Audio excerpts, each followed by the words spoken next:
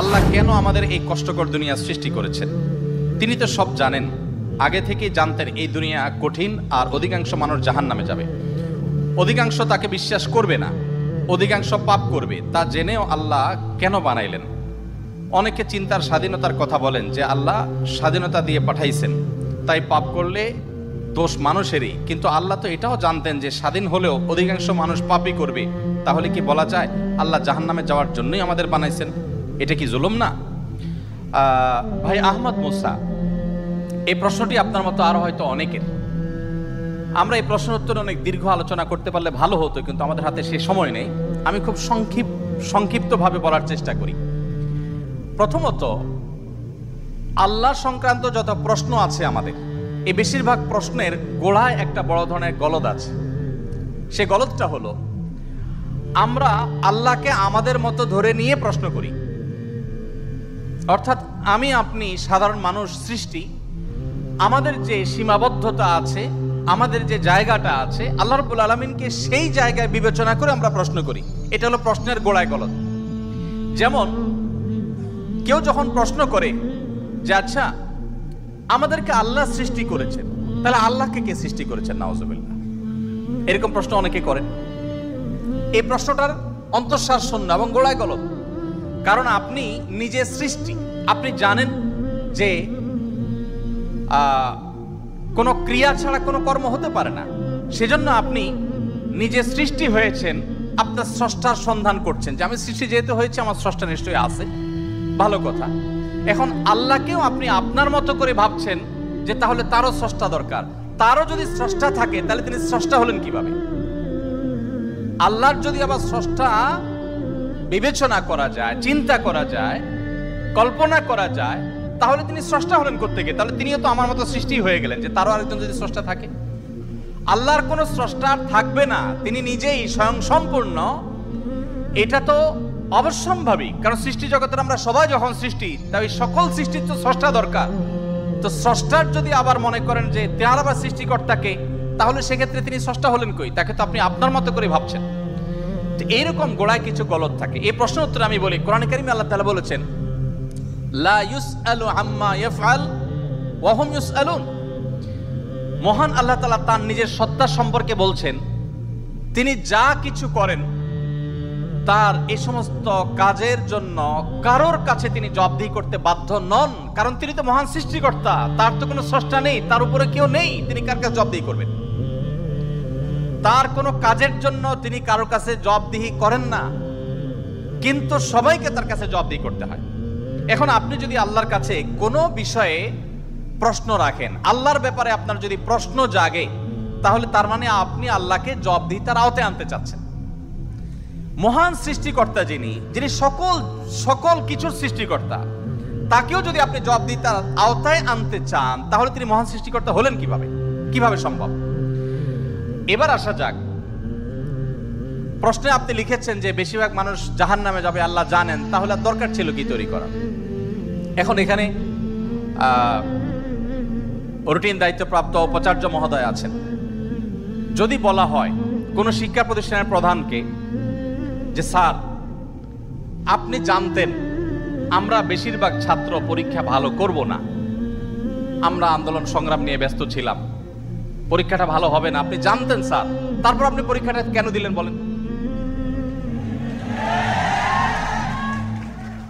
কোন কথার উপরে ঠিক? পরীক্ষা দেওয়া হয়েছে কেন? এই জন্য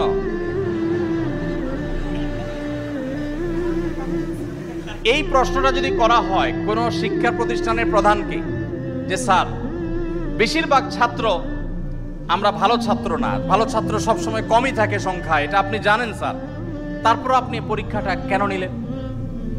স্যার যদি পাল্টা প্রশ্ন করেন, পরীক্ষা যদি আমি না নিতাম তাহলে তোমরা বলতো স্যার আমরা পরীক্ষা দিয়ে দেখতেন, সবাই পারতাম। এই কথা বলার অপশন থাকতো কি থাকতো না? স্যার আপনি পরীক্ষা দেন নাই কেন? আপনি দিতেন, দেখতেন আমরা কি পরিমাণ যোগ্য, কি পরিমাণ পড়াশোনা আমরা করেছি, আন্দোলন করেছি, তাতে কি হয়েছে? পড়া পিছিয়ে নেই আমরা, সব ক্ষেত্রে আগে আছি, এর ফাঁকে ফাঁকে আমরা পড়ালেখা করেছি।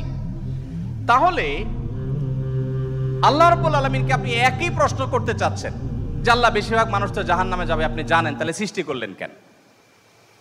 এখন মানুষকে যদি আল্লাহ তাআলা এই অনুভূতি শক্তি তার সৃষ্টির আগেও দিতেন, তাহলে মানুষ তো বলতো আল্লাহ ফেরেশতাদের তৈরি করেছেন, জিনদের সৃষ্টি করেছেন, আমাদেরকে কেন সৃষ্টি করে ইচ্ছা শক্তি দিলেন না, তাহলে আমরা একটু দেখাই দিতাম।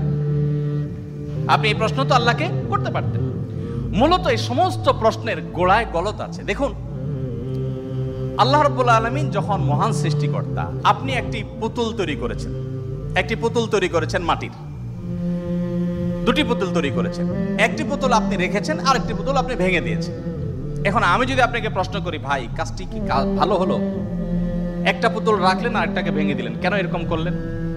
আমার এই প্রশ্ন করাটা আপনাকে যদি আমি জবাব দিই তার আওতায় আনি, যে আপনাকে বলতে হবে এটা ইলজিক্যাল কাজ, কেন করলেন? আপনাকে প্রশ্ন যদি আমি করি, এই প্রশ্ন করার কি অধিকার আসলে আমার থাকার কথা?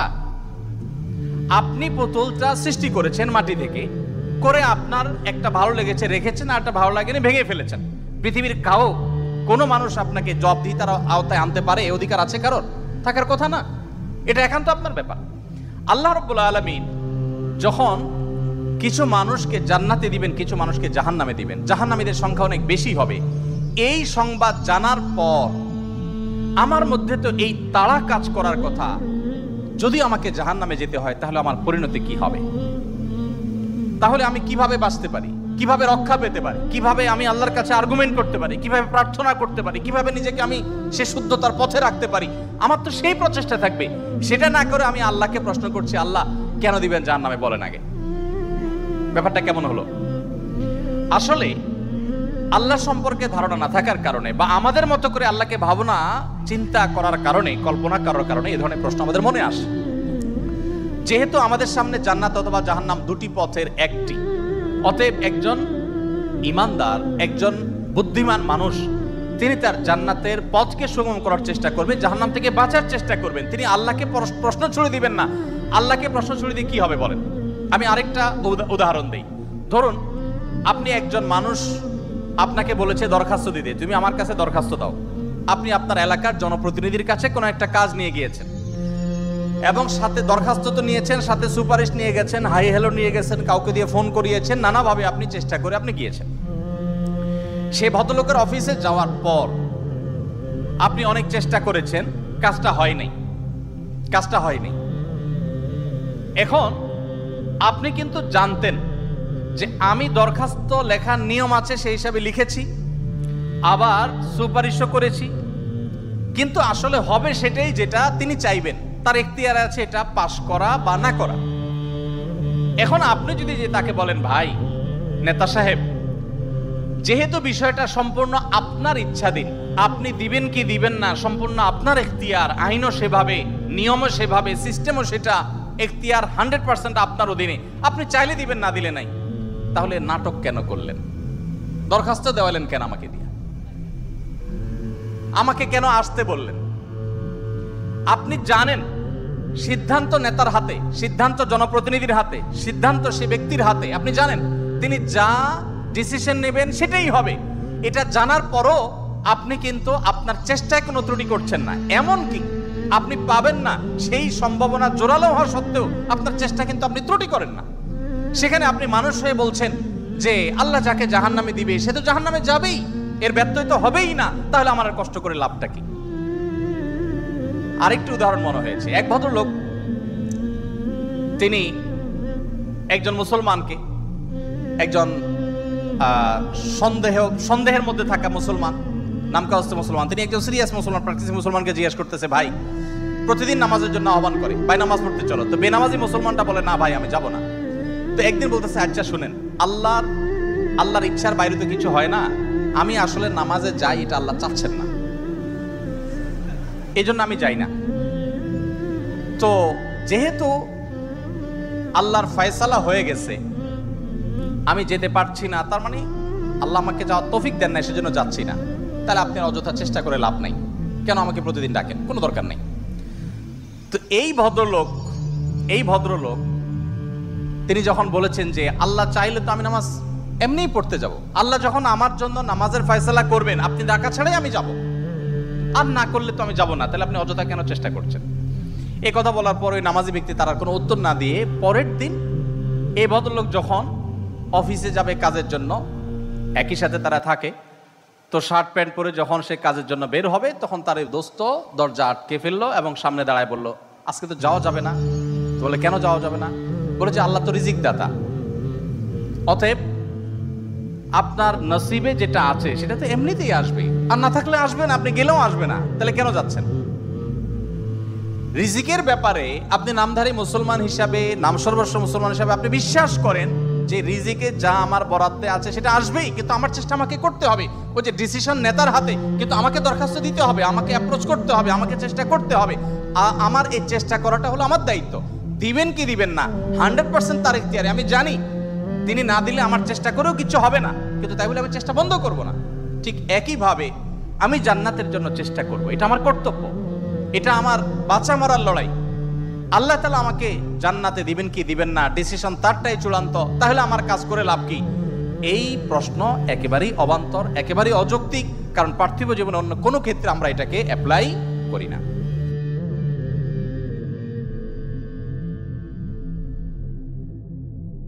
আমাদের সবচেয়ে বড় সম্পদ হলো আমাদের ঈমান, এবং এই ঈমান ধরে রাখা অত্যন্ত কঠিন, কারণ পৃথিবী তার পরিণতির দিকে আগাচ্ছে, অর্থাৎ মহাপ্রলয় হবে, সব ধ্বংস হবে, সেদিকে আগাচ্ছে।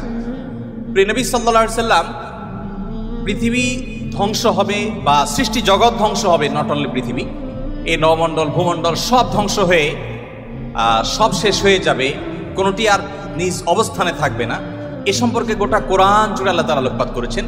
শুরুর দিকে আল্লাহ রাব্বুল আলামিন বিধিবিধান সবকিছু বলার পরও শেষের দিকে এসে কোরআনকে আল্লাহ রাব্বুল আলামিন সমাপ্ত করেছেন বেশিরভাগ সূরাগুলোতে কিয়ামত সম্পর্কিত আলোকপাত দ্বারা, অর্থাৎ পৃথিবী তার পরিণতির দিকে যাবে, সেটা দিয়ে আল্লাহ সুবহানাহু ওয়া তাআলা ইতি টেনেছেন।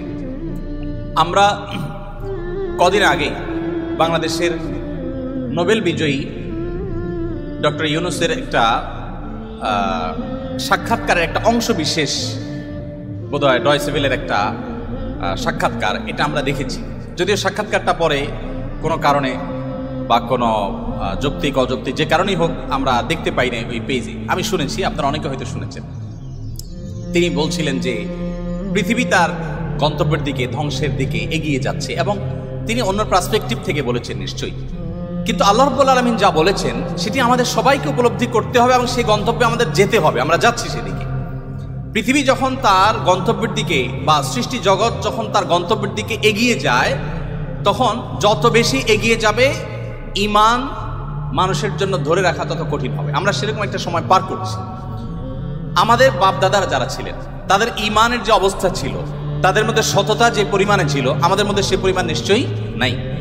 আমাদের পরের জেনারেশন যারা আসবে তাদের মধ্যে ঈমান ধরে রাখাটা আরো টাফ হবে, তাদের পরে যারা আসবে তাদের জন্য আরো টাফ হবে। এভাবে সহিহ মুসলিম বর্ণিত হাদিসে নবী সাল্লাল্লাহু আলাইহি ওয়াসাল্লাম বলেছেন, লা তাকুমুস সাআহ হাত্তা ইউকাল ফিল আরদি আল্লাহ আল্লাহ, অর্থাৎ পৃথিবী ততক্ষণ পর্যন্ত ধ্বংস হবে না, মহাপ্রলয় হয়ে সৃষ্টি জগৎ ততক্ষণ পর্যন্ত শেষ হয়ে যাবে না, যতক্ষণ পর্যন্ত একজন মানুষও আল্লাহ বলার মতো থাকবে। তার মানে পৃথিবী থেকে একটা সময় ইমানদার কমতে কমতে, বিশ্বাসী মানুষ কমতে কমতে এমন একটা পর্যায়ে চলে যাবে যেটা জিরোতে চলে যাবে, কোনো বিশ্বাসী মানুষ থাকবে না। তখন এই পৃথিবী বা সৃষ্টি জগতের আর থাকার প্রয়োজন হবে না। আল্লাহ সুবহানাহু ওয়া তাআলা তখন এটাকে ধ্বংস করে পুনরুত্থান তিনি প্রতিষ্ঠা করবেন এবং বিচারের দিবস তিনি প্রতিষ্ঠা করবেন। তো পৃথিবী যেহেতু তার পরিণতির দিকে আগাচ্ছে, এই সময়টাতে ঈমান ধরে রাখা অত্যন্ত টাফ এবং সহজ। মুসলমানের সন্তান হিসাবে, বাই চান্স মুসলিম হিসাবে, আমরা আমাদের ঈমানের কেয়ার করা, ঈমানের পরিচর্যা করার প্রয়োজনটা আমরা অনুভব করি না। আমি আজকের এই অনুষ্ঠানের মাধ্যমে আপনাদেরকে উদাত্ত আহ্বান রাখতে চাই, আসুন আমাদের ঈমানের যত্ন করি। আমাদের ঈমানটাকে যত্ন করবার জন্য আমাকে কোরআন অধ্যয়ন করতে হবে, আমাকে কোরআন পড়তে হবে, ঈমানের পরিবেশে থাকতে হবে এবং ঈমান কি সেটা বুঝতে হবে। আপনারা আলহামদুলিল্লাহ, যেটি আমি বলছিলাম, আপনারা সবাই বাংলাদেশের ভবিষ্যৎ, আপনারা সবাই এই পৃথিবীর ভবিষ্যৎ। আপনাদের প্রত্যেকের মধ্যে যে সম্ভাবনা লুকিয়ে আছে, সেই জায়গা থেকে আপনারা যদি চেষ্টা করেন ইসলামটাকে জেনে বুঝে অনুসরণ করার মানাত, তাহলে সেক্ষেত্রে আমি দৃঢ়ভাবে বিশ্বাস করি যে আপনি ইসলামটাকে এনজয় করবেন। আমি একটি কথা থেকে অন্যদিকে গিয়েছিলাম যে এক ভদ্র মহিলা আমার কাছে এসেছেন ইসলাম গ্রহণ করবার জন্য। আমি তাকে জিজ্ঞাসা করলাম, এফিডেভিট সব কমপ্লিট করেছেন এবং আইনি সমস্ত পদক্ষেপগুলো শেষ করেছেন, বললাম যে আপনি ইসলাম কেন গ্রহণ করবেন? যারাই আমার কাছে এই টাইপের আসে আমি জিজ্ঞেস করি, কারণ আমার তো জানা আছে যে বাংলাদেশের আমাদের মানুষের প্র্যাকটিস দেখে তো তার ইসলাম গ্রহণ করার কথা না, আরো ইসলাম থেকে পালানোর কথা। কেন গ্রহণ করেছেন? তো তিনি বললেন, ইসলাম সম্পর্কে আমি বই পড়েছি, এই বই আমাকে প্রভাবিত করেছে। আবার কোনো কোনো ব্যক্তিকে আমি দেখেছি, তাদের ব্যক্তিত্ব দেখে, নিশ্চয়ই সেরকম ব্যক্তিত্ব খুবই কম, দেখে আমি প্রভাবিত হয়েছি। গোটা পৃথিবীতে আপনারা বিশেষ করে পশ্চিমা দুনিয়ার খবর রাখবেন নিশ্চয়ই, সেখানে প্রতিদিন ইসলামে আসা মানুষের সংখ্যা বেড়ে চলেছে এবং পুরুষদের চাইতে মেয়েদের মধ্যে ইসলাম গ্রহণের সংখ্যা অনেক বেশি, প্রবণতা অনেক বেশি। কেন? যেখানে নারী অধিকার নিয়ে এত কথা বলা হয়, নারীদের অধিকার দেওয়ার জন্য এত আয়োজন নেওয়া হয়, এত উদ্যোগ নেওয়া হয়, সেই সমাজে কেন, সেই সমাজের নারীরা কেন ইসলামে আসছে এবং সেখানকার মুসলমানরা কেন ইসলামে আসছে, এই বিষয়টা নিয়ে আমি একটু স্টাডি করার চেষ্টা করলাম। আমার কাছে দুটি জিনিস পরিষ্কার হয়েছে। নাম্বার এক, তারা কোরআন পড়ে। যারা ইসলামের পথে এসেছে তাদের বেশিরভাগ মানুষ কোরআন পড়ে ইসলামে এসেছে। এবং ওমর রাদিয়াল্লাহু তাআলার কথা আপনারা জানেন, গোটা পৃথিবীর ইতিহাসে প্রবাদ তুল্য শাসকদের একজন, ন্যায় বিচার প্রতিষ্ঠার ক্ষেত্রে দৃষ্টান্ত স্থাপন করা মানুষদের একজন, সে ওমর রাদিয়াল্লাহু তাআলা আনহু। তার ইসলাম গ্রহণের ইতিহাসও আপনারা জানেন। তিনি কিন্তু নবী সাল্লাল্লাহু আলাইহি সাল্লামকে হত্যা করার দায়িত্বে নিয়োজিত হয়ে সে দায়িত্ব পালন করার জন্য যাচ্ছিলেন। প্রতিমধ্যে তিনি তার বোন অগ্নিপতির কণ্ঠের তেলাওয়াত শুনেছেন। এই ঘটনা বিভিন্ন ভাবে বর্ণিত হয়েছে, আপনারা জানেন। সেই তেলাওয়াত তাকে এতটা প্রভাবিত করেছে যে তিনি হত্যার পরিবর্তে বরং মুহাম্মদ সাল্লাল্লাহু আলাইহি সাল্লামের কাছে হাত দিয়ে তার হাতে ইসলাম গ্রহণ করেছেন। তার মানে কোরআন সামান্য একটু শোনার পর তার ভিতরে এরকম প্রভাব পড়েছে। আপনাদেরকে আরেকটা গল্প শোনাতে চাই। তোফাইল ইবনে আমর আদ-দুসি একজন বড় মাপের কবি ছিলেন ইয়েমেনের। শুধু বড় মাপের নয়, আমরা জাতীয় কবি বলে, তখনকার জাতীয় কবির কালচার ভাবে ছিল না। যদি থাকতো হয়তো তিনি ইয়েমেনের জাতীয় কবি থাকতেন তখনকার। তোফাইল ইবনে আমর আদ-দুসি, দুস ওনার গোত্রের নাম। উনি যেহেতু বড় সাহিত্যিক এবং কবি ছিলেন এবং সেই সময়ে কবি সাহিত্যিকদের অনেক কদর ছিল। বড় বড় রাজদরবারগুলোতে কবি সাহিত্যিকদেরই পদচারণা সবচেয়ে বেশি ছিল এবং সবচেয়ে বড় পুরস্কারগুলো তারাই জিততেন। প্রশংসা করে রাজাদেরকে বিভিন্ন কবিতা, বিভিন্ন পংক্তি, বিভিন্ন লেখা এগুলো উপহার দিলেই পুরস্কার পেতেন। তো তোফাইল ইবনে আমর আদ-দুসি যেহেতু সাহিত্যিক ছিলেন, ভিআইপি ছিলেন, তিনি মক্কা উমরা করতে এসেছেন। মুহাম্মদ সাল্লাল্লাহু আলাইহি সাল্লাম তখন গোপনে ইসলাম এর দাওয়াত দিচ্ছেন। মক্কায় আসার পর তার বন্ধু বান্ধব যারা মক্কায় ছিলেন কবি সাহিত্যিক, তারা বললেন, দেখো আমাদের এখানে তো একটা লোক তার কথা শুনলেই মানুষ তার জাদুতে আক্রান্ত হয়ে যায়, বাপদার ধর্ম ছেড়ে দেয়। তো তোমার ব্যাপারে আমরা আশঙ্কা করছি যে তুমি এরকম অবস্থার মধ্যে পড়তে পারো। তাহলে একটা বুদ্ধি হলো, তুমি কানের মধ্যে তুলো দিয়ে রাখো, দোনো কানের ফুটো এমনভাবে বন্ধ করে দাও যে তুমি উমরা যখন করবা, তওয়াফ করবা, সাই করবা, এই টাইমে যাতে ওই ভদ্রলোকের কোনো কথা তোমার কানে না আসে। অ্যাটলিস্ট এই সময়টা তুমি এভাবে একটু পার করো। তিনি তাদের পরামর্শ অনুযায়ী দোনো কান বন্ধ করে ফেললেন এবং তিনি ওইভাবে কিন্তু উমরার কাজ শেষ করলেন। একটা পর্যায়ে তার মনে হলো যে আমি এত বড় সাহিত্যিক মানুষ, বুদ্ধিজীবী মানুষ, পড়াশোনা করা মানুষ, একটা মানুষ কথা বলবে আর আমি গলে যাব, ভুলভাল বললে আমি সেটা মেনে নিব, আমি তো এত অর্বাচীন না, আমাকে এত ভয় কেন পেতে হবে। তিনি কানের তুলোটুলো খুলে ফেলে দিলেন এবং এরপর তিনি হারামের কোনো এক জায়গা থেকে কোরআনের কিছু আয়াতের অংশ বিশেষ তার কানে আসলো। আসার পর তিনি সাহিত্যিক মানুষ, বুঝলেন যে এটা তো এই মানের ভাষা, এই মানের সাহিত্য, এটা তো কোনো মানুষের রচনা হতে পারে না, বা এই ধরনের রচনা তো আমি আগে পড়ি নাই, এটা তো একটু ব্যতিক্রম মনে হচ্ছে। তিনি তখন মুহাম্মদ সাল্লাল্লাহু আলাইহি সাল্লামকে অনুসরণ করতে শুরু করলেন। পেয়ে গেলেন আলী রাদিয়াল্লাহু তাআলাকে, সম্ভবত আলীরই তেলাওয়াত শুনেছেন। তখন আলী রাদিয়াল্লাহু তাআলাকে বললেন, দেখো আমাকে তার কাছে নিয়ে যাও, মুশকিল হলো আমার বন্ধু বান্ধবরা দেখলে তো আমার জাত যাবে, বা তারা আমাকে এমন আছে টর্চারও করতে পারে। তাহলে এক কাজ করো, নিয়ে চলো। আলী রাদিয়াল্লাহু সামনে সামনে যাচ্ছেন, উনি পিছিয়ে পিছিয়ে যাচ্ছেন। যে পরে তিনি ইসলাম গ্রহণ করলেন এবং তিনি অনেক টর্চারের মুখোমুখি হলেন। তার মাধ্যমে ইয়েমেন ইসলাম ঢুকে, প্রথম ব্যক্তি ইয়েমেন থেকে ইসলাম গ্রহণ করা। আমি আপনাকে 50টা ঘটনা শোনাতে পারবো যে মানুষগুলো ইসলাম গ্রহণ করেছেন শুধুমাত্র কোরআন স্টাডি করে, কোরআন পড়ে। আমি আপনাদেরকে আজকে আহ্বান করে যেতে চাই, বাই চান্স মুসলমান আমরা যারা আছি, আমরা একটু ইসলামটাকে বোঝার চেষ্টা করি, আমরা ইসলামটা একটু জানার চেষ্টা করি। আমরা অনেকে মনে করি কোরআন হাদিস এগুলো হুজুরদের সাবজেক্ট, এগুলো শুধু ওনারা পড়বেন, আমরা শুধুমাত্র হুজুরদের মুখের দিকে তাকিয়ে থাকবো আর শুনবো। আপনি সেই ধর্মের অনুসারী যে ধর্মের প্রথম নির্দেশ কিন্তু নামাজ পড়া নয়, যে ধর্মের প্রথম নির্দেশ কিন্তু রোজা রাখা নয়, যে ধর্মের প্রথম নির্দেশ হলো ইকরা, তুমি পড়ো। আপনি সেই ধর্মের মানুষ যেই ধর্মে আপনাকে জ্ঞান ভিত্তিক দ্বীন আপনাকে গ্রহণ করতে বলা হয়েছে। আল্লাহ সুবহানাহু ওয়া তাআলা কোরআনে বলেছেন ফাআলাম আন্নাহু লা ইলাহা ইল্লা। ইমাম বুখারী রাহমাতুল্লাহ আলাইহি কোরআনের পর সবচেয়ে বড় বিশুদ্ধতম আপনার ব্যাখ্যা গ্রন্থ, সেখানে আল্লাহ রাব্বুল আলামিন যে কোরআনে আয়াতে বলেছেন এর আলোকে ইমাম বুখারী রাহমাতুল্লাহ একটা অধ্যায় রচনা করেছেন। আপনারা জেনারেল ব্যাকগ্রাউন্ডের মানুষ, আপনাদেরকে আমি কিছু এমন তথ্য দিতে চাই যেগুলো হয়তো আপনাদের জানা নেই, এবং সেটা এই জন্য দিতে চাই যে মুসলমানদের জ্ঞান বিজ্ঞানের চর্চা কোন লেভেলে ছিল, বিজ্ঞান তো বটে, সাধারণ জ্ঞানের চর্চাও কোন লেভেলে ছিল। ইমাম বুখারী রাহমাতুল্লাহর যে বুখারী শরীফের কথা আপনারা শুনেন, এই বুখারী শরীফ এটার যে শুধু ইয়েগুলো আছে, টাইটেলগুলো আছে, অধ্যায় এবং পরিচ্ছদের যে শিরোনামগুলো আছে, শুধু এই শিরোনামগুলোর ব্যাখ্যায় ভারতবর্ষের লেখক আছে, সারা ওয়ার্ল্ডের অন্যান্যগুলো বাদই দিলাম। শাইখুল হাদিস জাকারিয়া রাহমাতুল্লাহ আলাইহি ভারতের সাহারানপুরের উত্তরপ্রদেশে, তার লেখা আত-তারাজম ওয়াল আবওয়াব আছে। আপনার এই টেবিলের এই মাথা থেকে মাথা পর্যন্ত হয়ে যাবে সবগুলো ভলিউম রাখলে। এতগুলো ভলিউম ভর্তি কিসে? শুধুমাত্র সহিহ বুখারীর শুধুমাত্র যে টাইটেল বা শিরোনাম আছে তার ব্যাখ্যা। এবং এগুলো এতটা একাডেমিক এবং এতটাই আপনার ডিপ নলেজের বিষয় এবং এলমি বিষয়, একাডেমিক বিষয়, যে আপনি যদি এখানে প্রবেশ করেন তাহলে আপনি এটার ভেতরে শুধু ঢুকতেই থাকবেন এবং সামনে আগতে থাকবেন। এটা আমাদের ঐতিহ্য।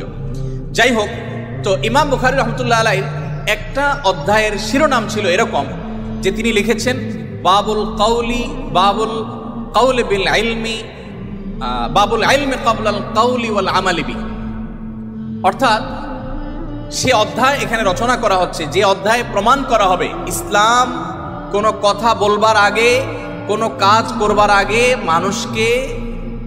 মানুষকে সেটা জানার নির্দেশ করে। অর্থাৎ আগে জ্ঞান অর্জন করো, তারপরে তুমি করো।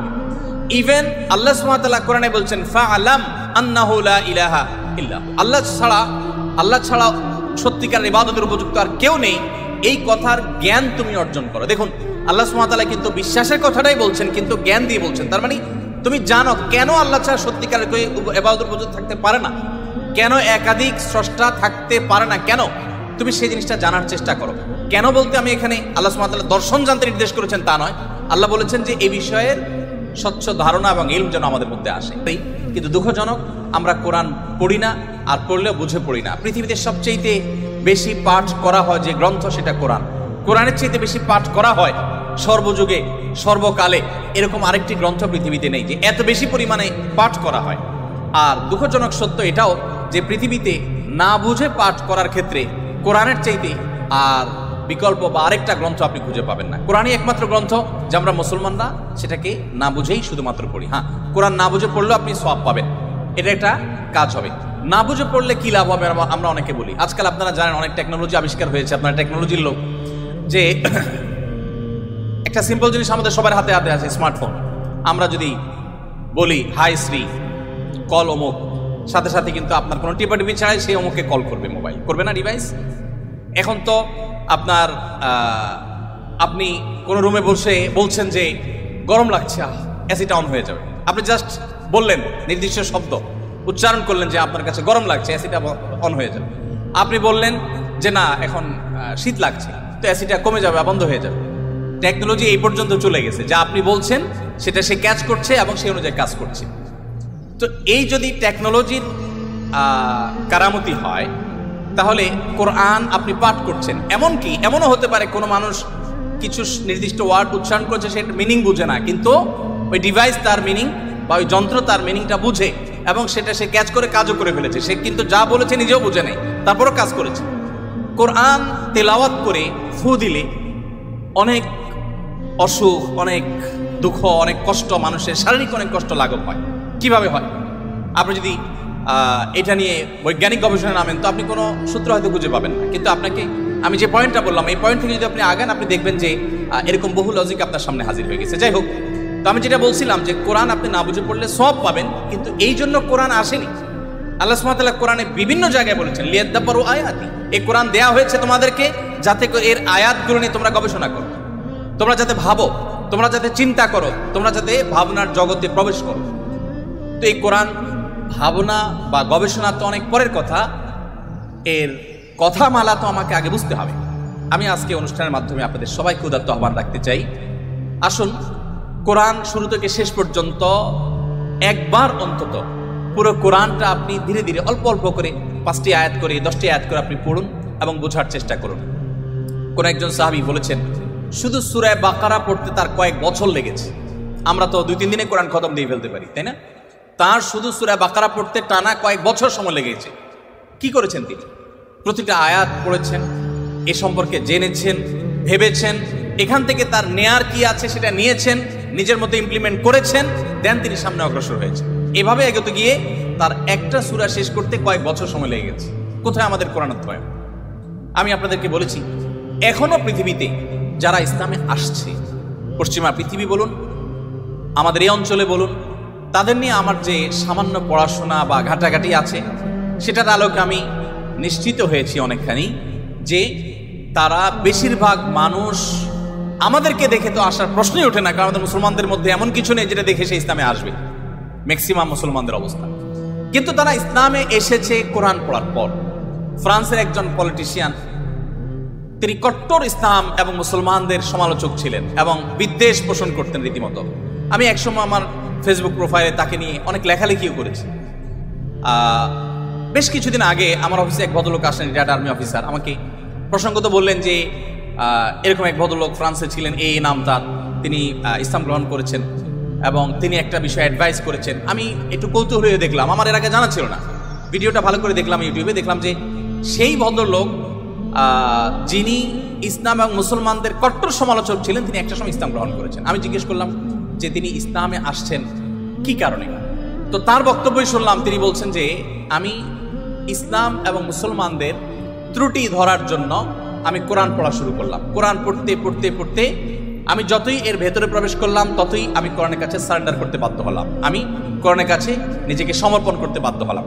তো আলহামদুলিল্লাহ তিনি যেভাবে ইসলাম গ্রহণ করেছেন এবং আলোকিত হয়েছেন কোরআন দ্বারায়, আমার বিশ্বাস আমরা যদি অ্যাজ এ মুসলিম আমরা পড়াশোনা করি মুসলিম হই, আমরা বুঝে শুনে মুসলিম হই, আমাদের ইসলাম গ্রহণটা যদি বাই চান্স না হয়ে বাই চয়েস হয়, অর্থাৎ আমরা জেনে শুনে মুসলমান হই, তাহলে সেটা আমাদেরকে অনেক বেশি উপকার দিবে। আপনারা অনেকে জানেন কবরে বা আপনার আলমে বারজাক, কবর না বলে বলতে পারি আমরা আলমে বারজাক, মৃত্যুর পরবর্তী যে জগৎ, সেখানে মানুষের দেহাবশের যেখানে যে অবস্থায় থাকে সেখানে কিছু প্রশ্ন হবে। এই প্রশ্নের মধ্যে শেষ সম্পূরক প্রশ্ন থাকবে মা আলামাকা ও মা আদরাকা, তুমি কোত্থেকে জানলে, কিভাবে জানলে? তার মানে ইসলাম চায় আমি যা জানবো ইসলামের কথা সেটাও জ্ঞান ভিত্তিক জানবো এবং গ্রন্থভিত্তিক জানবো, জেনে শুনে আমি বিশ্বাস করবো। আল্লাহ আমাদেরকে সেই তৌফিক দান করুন। তাহলে আমার প্রথম আহ্বান হলো আপনারা কোরআন পড়বেন, বুঝে পড়ার চেষ্টা করবেন, পুরোটা একবার পড়ে শেষ করার চেষ্টা করবেন। দ্বিতীয়, আপনাদের প্রতি আমার উদাত্ত আহ্বান হলো আপনারা কোরআনের পাশাপাশি আপনার জীবনে একটি বারের জন্য হলেও সিরাত গ্রন্থ পড়বেন। নবী সাল্লাল্লাহু আলাইহি ওয়াসাল্লামের পুরো জীবনীটা একবার পড়বেন এবং সম্ভব হলে একাধিক সিরাত গ্রন্থ আপনি পড়বেন। আমি দেখেছি যারা এখনো গোটা পৃথিবীতে ইসলামে আসেন অন্য ধর্ম থেকে, তাদের বেশিরভাগ কোরআন পড়ে আর বাকিরা প্রিয় নবী সাল্লাল্লাহু আলাইহি ওয়াসাল্লামের সিরাত বা জীবন ইতিহাসটা নির্মোহভাবে পড়ে শেষ করলে তিনি তার কাছে সারেন্ডার করতে বাধ্য হন। মুসলমানের সন্তান হিসাবে আমাদের জন্য এটা খুবই গুরুত্বপূর্ণ যে আমরা একটি সিরাত গ্রন্থ হলে অন্তত পড়ার চেষ্টা করবো ইনশাআল্লাহ। তৃতীয়ত, আপনাদের প্রতি আমার আহ্বান থাকবে যে আপনারা বয়সে, আমি শিক্ষার্থীদেরকে বলছি যে আপনারা বয়সে সবাই তরুণ, মনে রাখবেন আমাদের চরিত্রকে, আমাদের সম্ভ্রমকে হেফাজত করা, এটাকে সংরক্ষণ করা, এটা আমাদের জন্য অনেক বড় একটা চ্যালেঞ্জিং বিষয় এবং এটি আমাদেরকে করতেই হবে। আপনার চরিত্র যদি আপনি নষ্ট করে ফেলেন, আপনার ক্যারেক্টার যদি আপনি শেষ করে ফেলেন, আরও পরিষ্কার করে বললে আপনি যদি বিবাহ বহির্ভূত, অবৈধ এবং অনৈতিক সম্পর্কে আপনি জড়ান, হারাম রিলেশনে আপনি জড়ান, আপনি আর যা হোক আপনি ভালো মুসলমান হওয়ার সুযোগ আপনার জন্য খোলা নেই। কারণ ভালো মুসলমান হওয়ার জন্য নিজেকে নিয়ন্ত্রণ করা শিখতে হয়। দেখুন, আপনি দেখবেন ইসলাম সব জায়গায় শুধু ব্রেক দিতে শিখিয়েছে, ব্রেক, এটা হারাম, এটা করা যাবে না, ওদিকে যাওয়া যাবে না, তার মানে নিয়ন্ত্রণ করা। কারণ মানুষের জন্য যা ক্ষতিকর তা থেকে মানুষকে বাঁচাবার জন্য ইসলাম এই আদেশ নিষেধগুলো দিয়েছে। আপনি বয়সে তরুণ, আপনি যদি নিজেকে কোন একটা লোভ থেকে নিয়ন্ত্রণ করতে না শিখেন, নিজেকে আপনি কন্ট্রোল করা না শিখেন, আপনি কিভাবে সমাজ পরিবর্তন করবেন? আপনি কিভাবে দেশকে, এই পৃথিবীকে আলোকিত করবেন? আপনার দ্বারা কিভাবে আপনার অনেক অসৎ চাহিদা থাকতে পারে, আপনার জীবনে অনেক লোভ, অনেক আকাঙ্ক্ষা আপনার সামনে হাজির হতে পারে যেটা পূরণ করা আপনার জন্য বিধেয় নয়, অবৈধ। সেগুলো আপনি কিভাবে, সেগুলো থেকে আপনি বেঁচে থাকবেন, নিজেকে কিভাবে নিয়ন্ত্রণ করবেন, এটার এক্সারসাইজটা আপনাকে আপনার তরুণ বয়স থেকে করতে হবে। আল্লাহ রাব্বুল আলামিন একটা নির্দিষ্ট সময় পর্যন্ত আমাদেরকে অপেক্ষা করতে বলেছেন, একটা বৈধ এবং হালাল সম্পর্কের জন্য অপেক্ষা করেছেন। দেখুন, পৃথিবীর যে সমস্ত দেশে এই রিলেশনগুলোর কোনো বিধিনিষেধ রাখা হয়নি, তারা খুব একটা ভালো নেই, তাদের দাম্পত্য জীবনে তারা খুব একটা সুখী নয়। আমরা ভারত উপমহাদেশের মানুষ, আমাদের অনেক কিছুই নেই, আমরা জ্ঞানে বিজ্ঞানে পিছিয়ে, আমরা অনেক ক্ষেত্রে পিছিয়ে, কিছু কিছু ক্ষেত্রে আমরা তাদের চাইতে অনেক বেশি এগিয়ে আছি। তো আমাদের একটা দিক হলো এটি যে আমাদের পরিবারগুলো যত স্ট্রং, আমাদের পরিবারের সম্পর্কগুলো যত মজবুত, আমাদের মধ্যে ভাই ভাই সম্পর্কটা যতটা এখনো ভালো আছে, এই অধপতনের এই সময়েও আমাদের মধ্যে সন্তানের সাথে বাবা মায়ের বোঝাপড়াটা যত ভালো আছে, আমাদের পারস্পরিক সম্পর্কগুলো, স্বামী স্ত্রীর মধ্যকার সম্পর্কগুলো যত ভালো আছে, এগুলো পশ্চিমা দুনিয়া মানুষরা কল্পনাও করতে পারে না। আপনারা আমার চেয়ে নিশ্চয়ই ভালো জানবেন, তারা এগুলো কল্পনাও করতে পারে না। আমাদের এই ভালো দিকগুলো আমাদেরকে ধরে রাখতে হবে। আমরা পশ্চিমা দুনিয়া থেকে জ্ঞান বিজ্ঞান এবং যেগুলো নেওয়ার সেগুলো যেমন গ্রহণ করব, তাদের যে সমস্ত ত্রুটির কারণে তারা সাফার করছে সেগুলোর ব্যাপারে আমাদেরকে সতর্ক থাকতে হবে, এবং সেক্ষেত্রে ইসলামের নির্দেশনা মানার কোনো বিকল্প নেই। আপনি আপনার তারুণ্যকে নষ্ট করবেন অন্যায় অনাচারে, স্বেচ্ছাচারিতায়, অবৈধ কাজে, হারাম কাজে, আপনি নিশ্চিত থাকুন যে এর জন্য আপনাকে দুনিয়াতে মূল্য দিতে হবে। আপনি দাম্পত্য জীবনে আপনার এটার জন্য সাফার করতে হবে, আখিরাত তো পরে আছে। এজন্য আপনার নিজের প্রয়োজনে নিজেকে নিয়ন্ত্রণ করতে শিখুন এবং কন্ট্রোল করতে শিখুন। আমরা বান্দার হকের কথা বলেছি, মানুষের অধিকারের কথা বলেছি, সেটির অংশ হিসাবে আপনাকে এটি করতে হবে। আপনারা জানেন সারা পৃথিবীর সব সমাজেই, এমনকি অমুসলিম সমাজেও, একজন মানুষ তার দুজন সঙ্গী যদি রাখেন, অর্থাৎ স্ত্রী আর তাদের কাছে যদি, তাদের ভাষায় যদি আমরা গার্লফ্রেন্ডের কথা বলি, যে দুজন রাখেন, তো এটাকে অনৈতিক মনে করা হয়, এটাকে অন্যায় মনে করা হয়। সকল সমাজে যারা অমুসলিম, যারা অবিশ্বাসী, তারাও এটাকে অন্যায় মনে করে। তো আমি যদি এটাকে একটু ভিন্নভাবে বলি, আপনি একজন তরুণ, আপনার যদি আল্লাহ তাআলা নসিবে রাখেন, আপনি বেঁচে থাকেন, আপনার ইনশাআল্লাহ একজন স্ত্রী হবে, জীবন সঙ্গিনী আসবেন।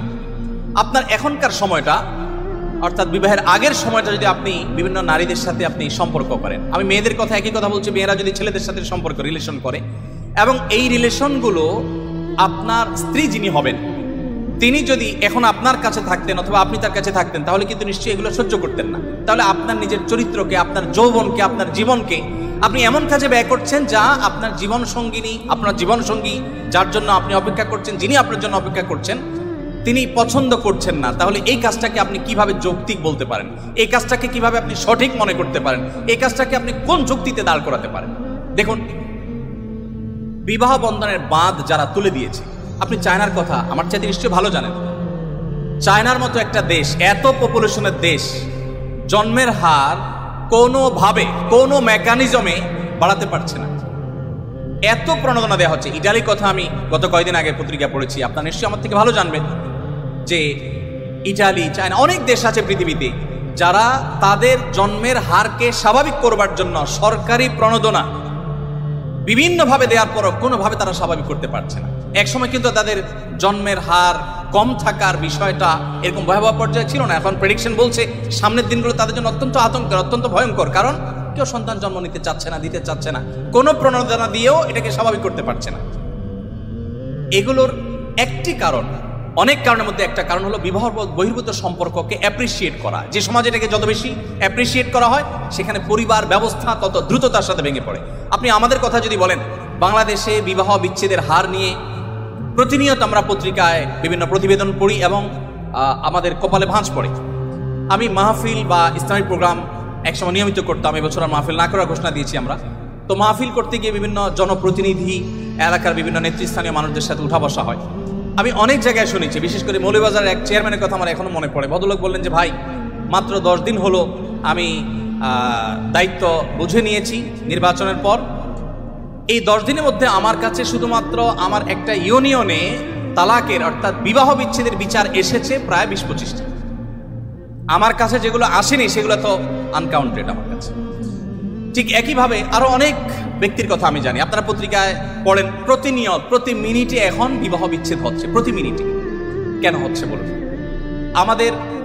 আমাদের আর্থিক সঙ্গতি কি আগের তুলনায় কমেছে না বেড়েছে বলুন তো? বেড়েছে না? আমাদের দাদারা, বাপ দাদারা বা তাদেরও আগে যারা ছিলেন, তারা কিন্তু তাদের স্ত্রীকে বছরে একটা শাড়ি, একটা কাপড় দিতে অনেক কষ্ট হতো। আপনি কিন্তু আপনার স্ত্রীকে একটা শাড়ি না, বরং সুপার মার্কেটে গিয়ে ছেড়ে দেন, আসার সময় বিল পেমেন্ট করে আসছেন, কোনটার দাম কত জিজ্ঞেস করার সময়ও নেই, তাই না? আমাদের বাপদাদারা যারা ছিলেন তারা কিন্তু আমি শেষ করছি, চেয়ারম্যান মহোদয় এসছেন সম্ভবত, আমি ইনশাল্লাহ সংক্ষেপ করে শেষ করে ফেলছি ইনশাল্লাহ। যেটা বলছিলাম যে আপনি এখন দেখবেন যে এখন স্বামী তার স্ত্রীকে ভালোবাসা প্রকাশ করার কত ওয়ে আছে বলুন তো। আপনি সরাসরি গল্প করতে পারছেন, মোবাইলে কথা বলতে পারছেন, SMS এ ভালোবাসা আদান প্রদান করতে পারছেন, মনের ভাব প্রকাশ করতে পারছেন, মুহূর্তগুলোকে ছবি ধারণ করে পাঠিয়ে দিতে পারছেন। কতভাবে ভালোবাসা চলছে আপনি বলুন তো। আচ্ছা, আমাদের বাপদাদারা যারা ছিলেন তাদের কাছে আমরা যাই একটু, তারা কিন্তু বিশেষ করে গ্রামাঞ্চলে যারা বড় হয়েছেন, এখন তো গ্রাম শহর সব জায়গায় টেকনোলজি পৌঁছে গেছে আলহামদুলিল্লাহ। তখনকার কথা আপনি চিন্তা করুন যে সারাদিন স্বামী তার কাজে, স্ত্রী তার কাজে, দুজন দুই সেক্টরে আছেন এবং দুজন দুই জগতে আছেন। ওই রাতে খাবার দাবার শেষ ছাড়া সাক্ষাৎই হতো না, ততক্ষণে আপনার ওই হারিকেন নিভে যেত, অন্ধকারের মধ্যে সাক্ষাৎ, আবার ভোরে ভোরে উঠে যে যার কাজে চলে যেত।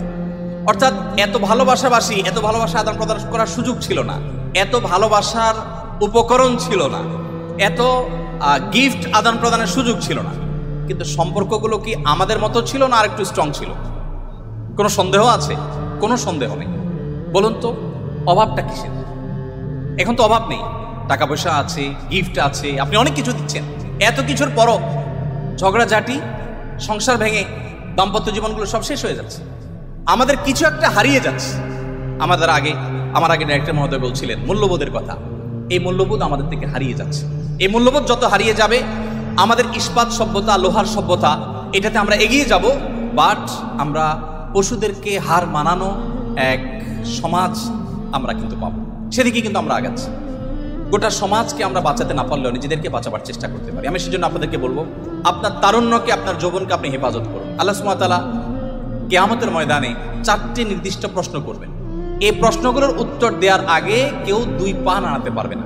নবী করিম সাল্লাল্লাহু আলাইহি ওয়াসাল্লাম বলেছেন, লা তাযুলু কদমা আবদিন ইয়াউমাল কিয়ামাতি হাত্তা ইউসআলা আন আরবা। 4টি প্রশ্নের উত্তর দেওয়া ছাড়া কোনো মানুষ তার পা নাড়াতে পারবে না। সে 4টি প্রশ্নের একটা প্রশ্ন হলো ওয়ান শাবাবিহি ফিমা আবলা, তোমার যৌবন কালটা তুমি কিভাবে কাটিয়েছো। দেখুন, আমাদের সমাজে যুবকরা নামাজ কালাম ধরলে বা একটু ধর্মকর্ম করলে বা একটু ভালো মানুষ সাজলে সমাজের মানুষ ওটাকে ভালোভাবে নেয় না, তাই না? যে যুবক মানুষ এত ভালো হতে যাবে কেন, আর এই বয়সে একটু আত্মু করবে না, ভালো হওয়ার বয়স হয়েছে এখনো, আমরা এইভাবে দেখি না জিনিসটাকে। আচ্ছা, আল্লাহ রাব্বুল আলামিন সেজন্য যৌবনে কি করেছেন আপনি সেটা আলাদা জানতে চাইবেন। আপনি দেখবেন অনেক মানুষ আছেন যৌবন বয়সের সমস্ত অপকর্ম করে বৃদ্ধ বয়সে তিনি হাজী সাহেব, গাজী সাহেব, দায়টাই রেখে বিরাট ভালো মানুষ সেজে গেছেন, আছেন আমাদের সমাজে। বরং ধারণাটাই এমনভাবে বদ্ধমূল হয়ে গেছে যে যা খুশি তা করো, একটা বয়সে এসে ফেরেশতা সেজে যাও, সময় তো উপস্থিতি। এটি কোনো জীবন নয়, এটা কোনো আদর্শ নয়। আমাদেরকে আমাদের তরুণ সময়টাকে, তরুণ বয়সটাকে, আমাদের তারুণ্যকে আল্লাহর ইবাদতে, আল্লাহর দাসত্বে, আল্লাহর গোলামিতে কাটানোর চেষ্টা করতে হবে এবং আমাদেরকে নীতি এবং নৈতিকতা এবং মূল্যবোধ ধরে রাখার চেষ্টা করতে হবে। বলছিলাম ইসলামের কথা। ইসলাম দেখবেন সব জায়গায় আপনাকে কন্ট্রোল করতে শেখায়, সব জায়গায় আপনাকে নিয়ন্ত্রণ করতে শেখায়। ত্যাগ আগে, ভোগ পরে। যত উৎসব আছে, আপনি ইংরেজি নববর্ষ বলুন, এটা একটা উৎসব। এরকম যত উৎসব উদযাপন আছে সবগুলোতে দেখবেন শুধু ভোগের কথা বলা আছে, অনলি ভোগ। আপনি 31st নাইট উপলক্ষে যত আনুষ্ঠানিকতা সারা ওয়ার্ল্ডে হয়, ভোগ ছাড়া সেখানে ত্যাগের কোনো অপশন কি আছে? কোনো অপশন নেই। কিন্তু ইসলামের 2টি উৎসব, একটা ঈদ উল ফিতর, একটা ঈদ উল আজহা, এখানে ভোগের কথা আছে কিন্তু আগে ত্যাগ। আপনাকে ঈদ উল ফিতরের আগে ফিতরা দিতে হবে, গরিবের বাসায় খাবার পৌঁছাতে হবে, তাদের হাসি নিশ্চিত করে এরপর আপনাকে হাসতে হবে। আপনি কোরবানির ঈদ করবেন, কোরবানির পশুর গোশত আপনি জবাই করে খাবেন, আপনি গরিবকে দিতে হবে, তাকে মুখে হাসি ফোটাতে হবে, আপনি তারপরে খাবেন। আপনি তো সেই ধর্মের অনুসারী, আপনি তো মানুষের কল্যাণকামী হবেন। দেখুন, আপনারা তো জেনারেল ব্যাকগ্রাউন্ডের, আমি মাদ্রাসার প্রোগ্রামে বলি যে দেখুন, আমাদের দেশে ভালো আলেমের অভাব নাই, ভালো হুজুরের অভাব নাই, ভালো শিক্ষিত মানুষের অভাব নেই, আমাদের দেশে ভালো মানুষের অভাব। আপনারা আমার চাইতে খুব ভালো করে জানবেন, অভাব নাই আমি এ অর্থে বলছি যে অনেক আছে, আরো দরকার আমাদের শিক্ষিত মানুষ, আরো দরকার আমাদের ভালো আলেম। কিন্তু যে পরিমাণ শিক্ষিত আছে সে পরিমাণ ভালো মানুষ নেই। যে পরিমাণ আলেম আছেন, এমনকি আলেম হলেও গতানুগতিক তিনি যে ভালো মানুষ হয়ে যাবেন এমনটা জরুরি না। আমরা ভালো মানুষ হওয়ার চেষ্টায় এগিয়ে যেতে হবে। আপনি যদি ভালো মানুষ হওয়ার চেষ্টায় আগান, আপনি জেনারেল ব্যাকগ্রাউন্ডের হওয়ার পরও আপনার এই পড়াশোনাটাকে ইবাদতে আপনি রূপান্তর করতে পারেন। কিভাবে সেটা? আপনার যদি ইন্টেনশন থাকে আমি জ্ঞান বিজ্ঞান শিখে, আমি এই টেক্সটাইল ইঞ্জিনিয়ারিং শিখে আমার এই জ্ঞান দিয়ে আমি আমার সমাজকে উপকৃত করব, দেশের মানুষকে উপকৃত করব, পৃথিবীর মানুষকে উপকৃত করব আমাদের টেকনোলজি দিয়ে। আপনি যদি এই উদ্দেশ্যটা আনেন, সাথে সাথে আপনার উদ্দেশ্যের কারণে আপনার এই পড়াশোনাটা ইবাদতে পরিণত হয়ে যাবে। আর যদি আপনি বলেন যে আমি আমার অমুককে দেখিয়ে ছাড়বো, তমুককে দেখিয়ে ছাড়বো, এটা জাহির করে ছাড়বো, তাহলে সেক্ষেত্রে আপনি হয়তো দেখাতেও পারবেন না, আর আল্লাহর কাছে তো বিনিময় পাওয়ার প্রশ্ন ওঠে না। এই জন্য আমি আপনাদেরকে আহ্বান করব যে আমাদের এই বয়সটাকে হেফাজত করতে হবে, বিশেষ করে তরুণ সময়টাকে হারাম সম্পর্কগুলো থেকে বেঁচে থাকার জন্য স্ট্রাগল করতে হবে। আমি বলি, যে যুবক নিজেকে এতটুকু কন্ট্রোল করতে পারে না, সে কিভাবে বিশ্ব জয় করবে, সে কিভাবে দুনিয়া জয় করবে, সে কিভাবে সমাজ সংস্কার করবে? আমাদেরকে সেদিকে যেতে হবে। একজন মুসলমান হিসাবে আমি আপনাদের প্রতি আমার আবেদন রাখতে চাই যে আপনারা ওলামা একরাম যাদের কথা এবং কাজে মিল আছে, যারা অ্যাজ এ আলেম যেমন ভালো, অ্যাজ এ মানুষ তেমনি ভালো, কোরআন এবং হাদিসের প্রতিচ্ছবি যারা, সে মানুষগুলোর সান্নিধ্য আপনারা অবলম্বন করবেন এবং আপনি যেখানে থাকেন সেখানে একজন সৎ, একজন নিষ্ঠাবান মানুষের সাথে থাকা চেষ্টা করবেন। শুধু আলেম নয়, আপনার সহপাঠীদের মধ্যে, আপনার ছাত্রবন্ধুদের মধ্যে আপনি অনেককে দেখবেন যে ব্যক্তিগতভাবে সে সৎ, অসৎ না, মিথ্যা বলে না, অন্যায় করার প্রবণতা নেই, বাজে জিনিসের প্রবণতা নেই। আপনি তাদের সাথে চলার চেষ্টা করবেন এবং এই সংস্রব মানুষকে কত দ্রুত পরিবর্তন করে সেটা জাপানের ওই বাংলাদেশি প্রবাসী ভাইয়ের কথা বলে আমি বোঝাবার চেষ্টা করেছি।